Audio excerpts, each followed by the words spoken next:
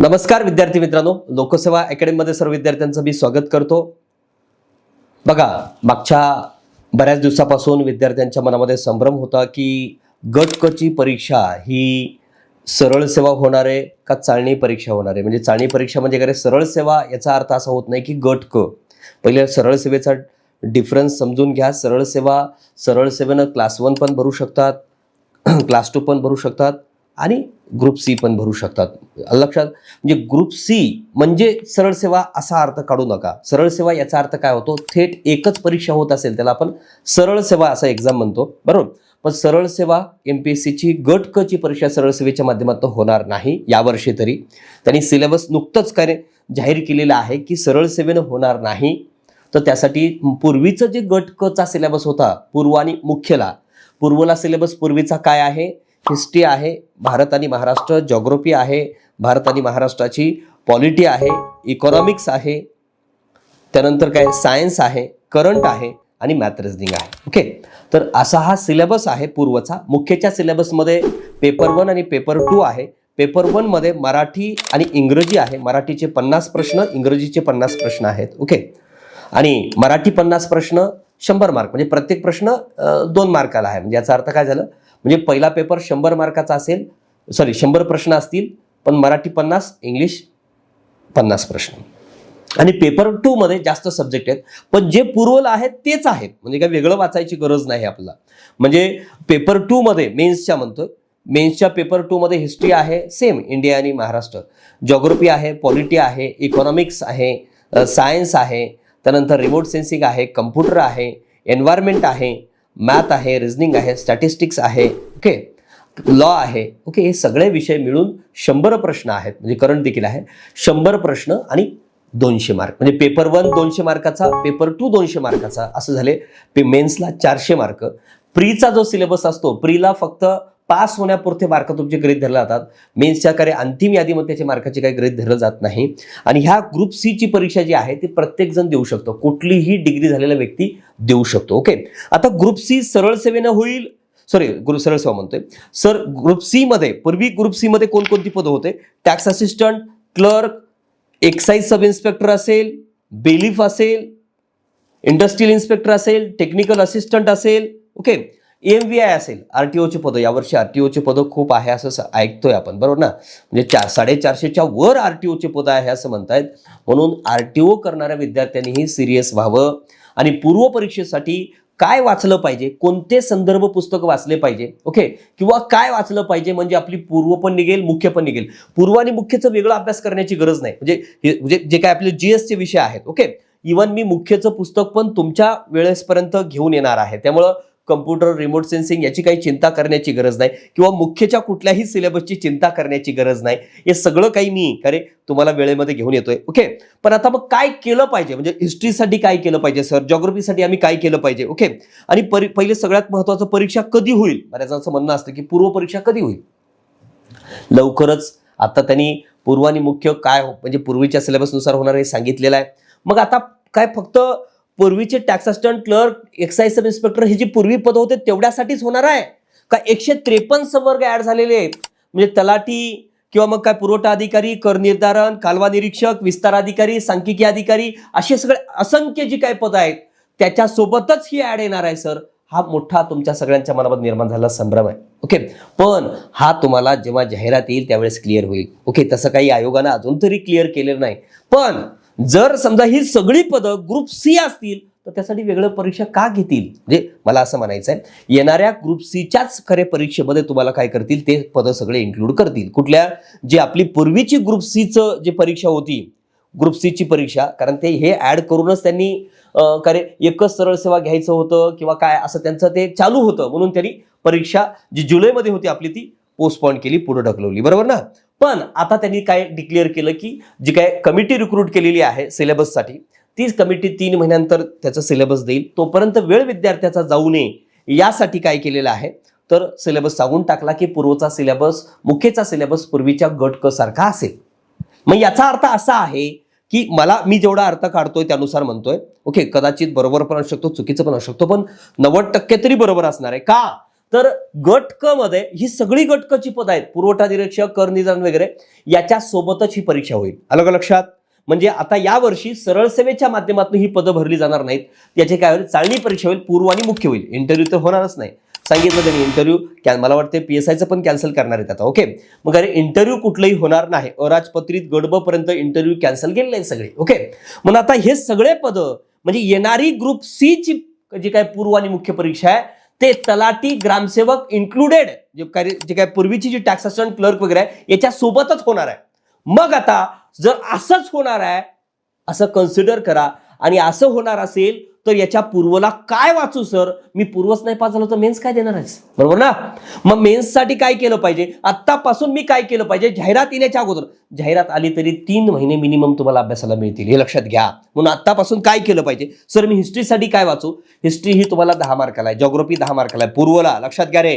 Economics 15 प्रश्न असणार, आणि पॉलिटी 15 प्रश्न असतील, सायन्स 15 प्रश्न असतील, आणि करंटला 15 प्रश्न असतील, मॅथ रिझनिंग हे 20 प्रश्न असतील. पण यासाठी काय करावं, आता तुम्ही यावर्षी पण बघितलं असेल, गट ब चा पेपर सिलेबस आणि गट क चा सिलेबस सारखाच आहे.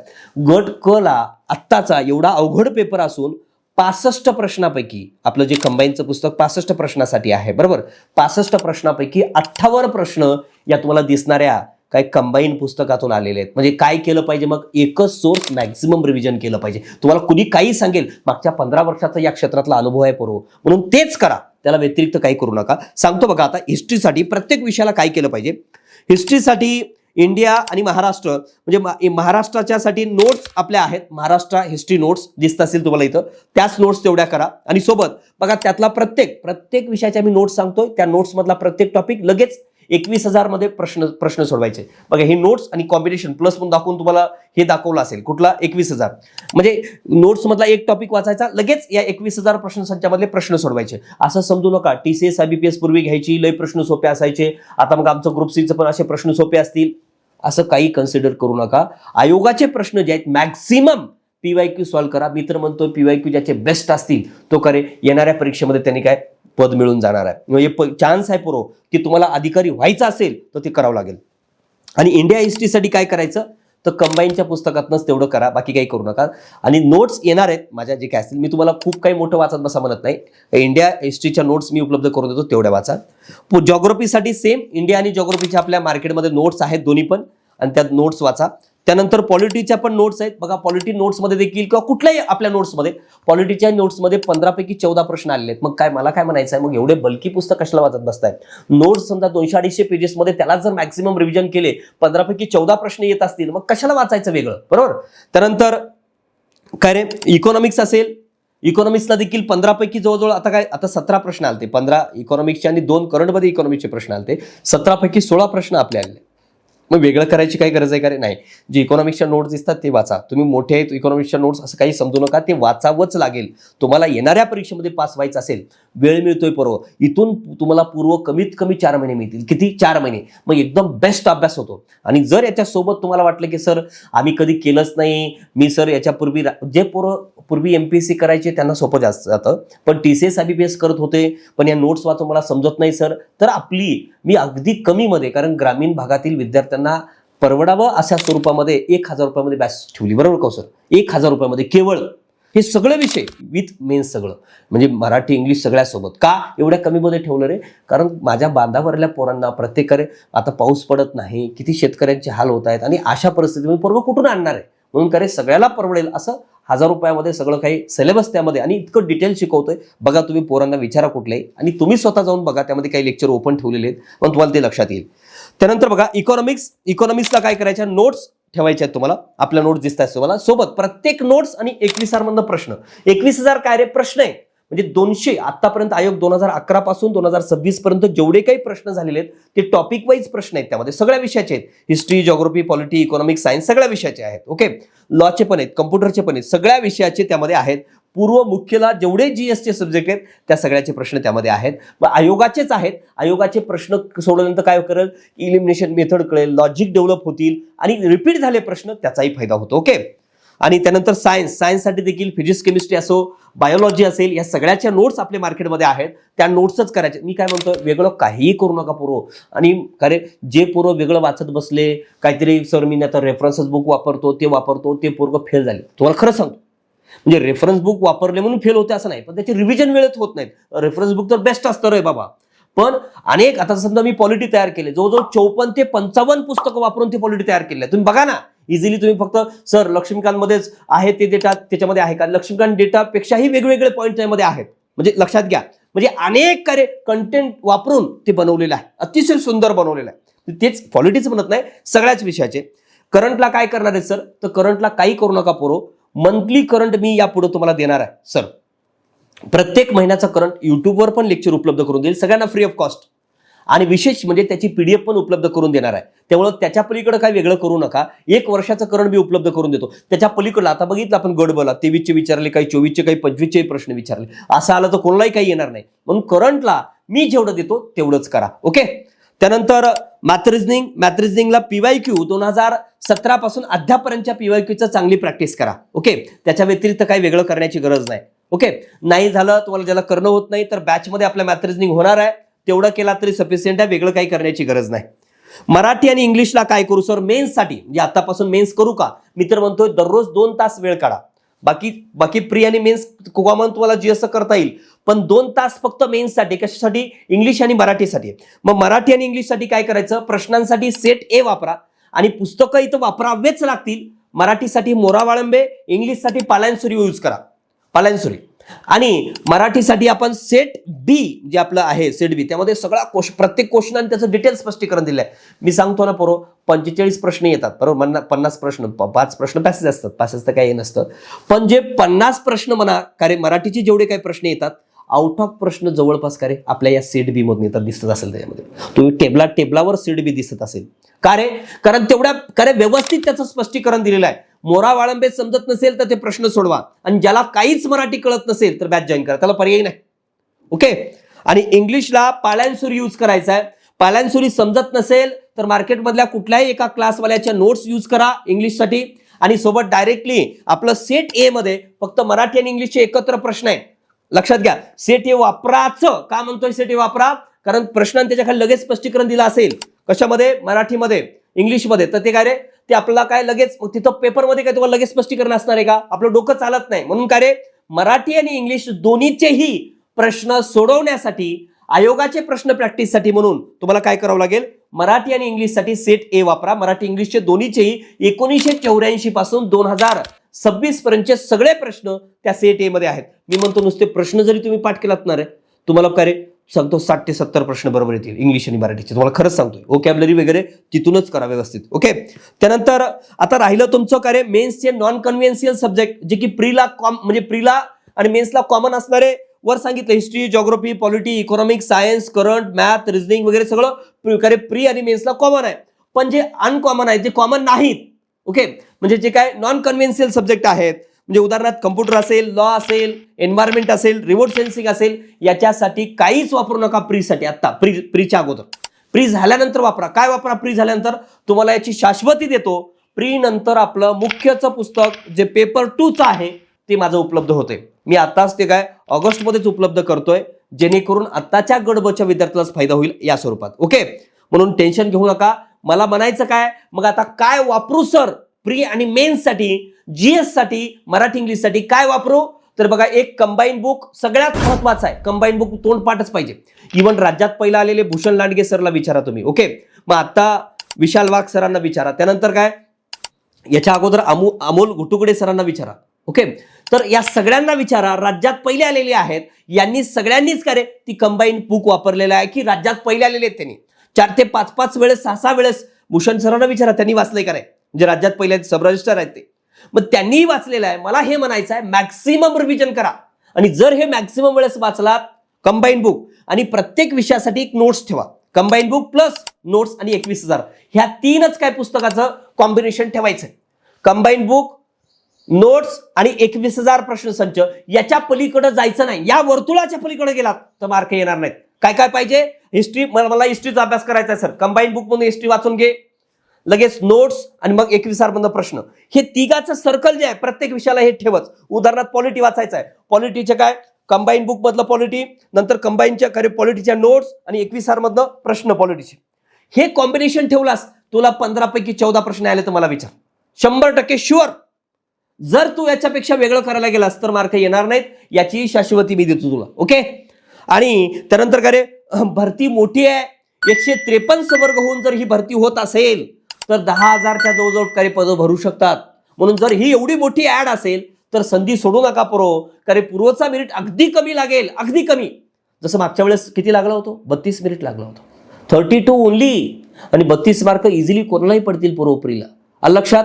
म्हणून जर खरंच पास व्हायचं असेल, पूर्व मुख्य ठेवलं म्हणजे काय लई अवघड नाही. पूर्व पास होणं म्हणजे काय, याच्यामध्ये काय एवढे सगळे 10,000 पदं ठेवत असतील तर 1,00,000च्या वरून पूर्व पास होतील. खरे गाव 1,00,000च्या वर पूर्व पास होत असेल तर तुम्ही का होणार नाहीत रे, मला हे म्हणायचं आहे. म्हणून बिंदास राहा पूर्व. तर तुम्हाला पास व्हायचं असेल, 32 मार्काला मेरिट लागलं मागच्या वेळेस, जर 10,000 पदं आले तर 22-23च मेरिट लागलं. म्हणून एवढे मार्क पडणार नाहीत करे, निश्चित पडतील. तुम्हाला जर खरं गॅरंटी नसेल पास होण्याची तर मी म्हणतोय आपली 1,000 वाली बॅच जॉईन करा बिंदास, तिथं काही अडचण नाही. आणि नापास झालं तर मला विचारा प्रीला. ओके. फक्त तुम्ही मी शिकवले ते करावं लागेल. म्हणजे तुम्ही नापास झालात, तुम्ही नाही केलात नापास झालात तर मी काही करू शकत नाही. मी शिकवलं नाही आलं तर मला बोला, बरोबर का हो. मी शिकवलं 100% येणार आहे. ओके. तर आणि बॅच आपली 1,000 रुपये फीस आहे, ही करू शकता. तुमच्या मनावर आहे बॅच कराच म्हणून मी या ठिकाणी आलो नाही.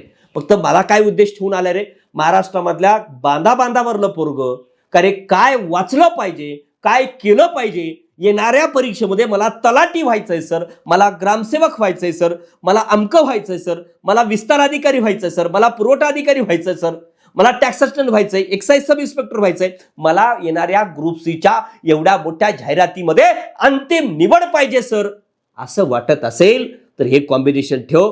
कंबाईन बुक, प्रत्येक विषयाला एक नोट्स आणि करे 21 प्रश्नसंच. आणि करे लँग्वेजला Marathi set A, English set B आणि करे सेट ए. याच्या पलीकडे जाऊ नको. आणि एक स्टँडर्ड पुस्तक मराठी इंग्लिशला ठेवावंच लागेल, ते म्हणजे करे पालायनसुरी, इंग्लिशला आणि मराठीला मोरा बाळंबे. हे जर जमत असेल तर एवढं करा, याच्या पलीकडे वेगळं काही करण्याची गरज नाही.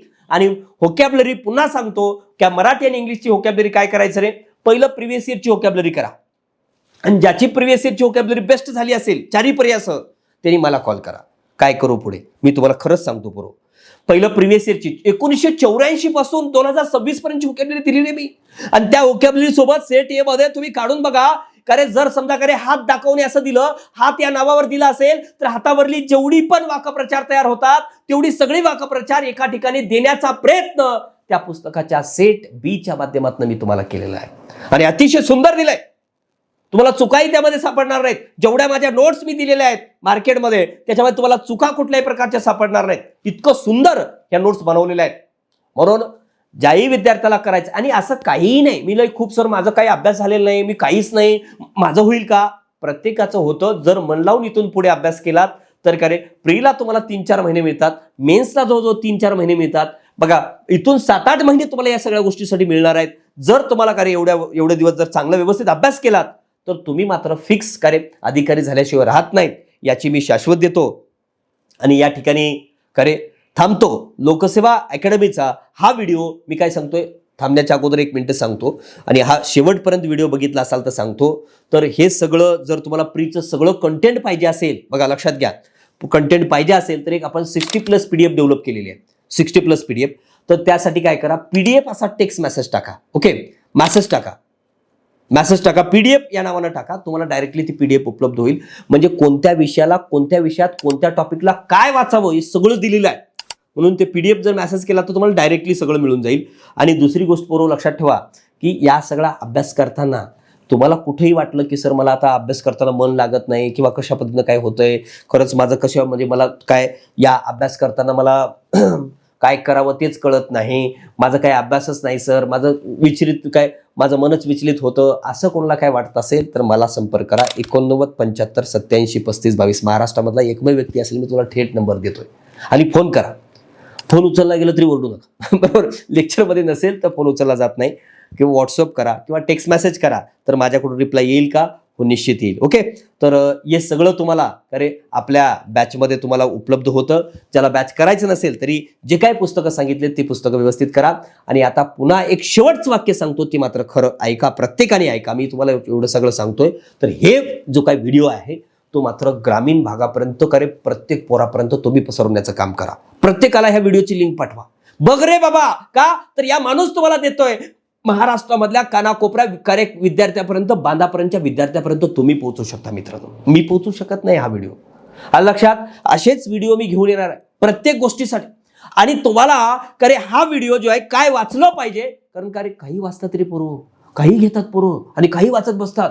मग त्यांचं आयुष्य बर्बाद होऊ नये, त्यांना खरंच करी या परीक्षेचं खरी ओळख व्हावी, योग्य व्यक्तीपर्यंत पोहोचावा असं तुमच्या मनामध्ये मनस्वी वाटत असेल, एखाद्याचं भलं करण्याची इच्छा असेल, तर करे ग्रामीण भागामधल्या प्रत्येक पोरापर्यंत, बांधापर्यंत हा व्हिडिओ पोहोचवा. तुमच्याजवळ मोबाईल दिलाय पोरो, ते शस्त्र आहे तुमचं. मॅक्सिमम लोकांपर्यंत पोहोचवा.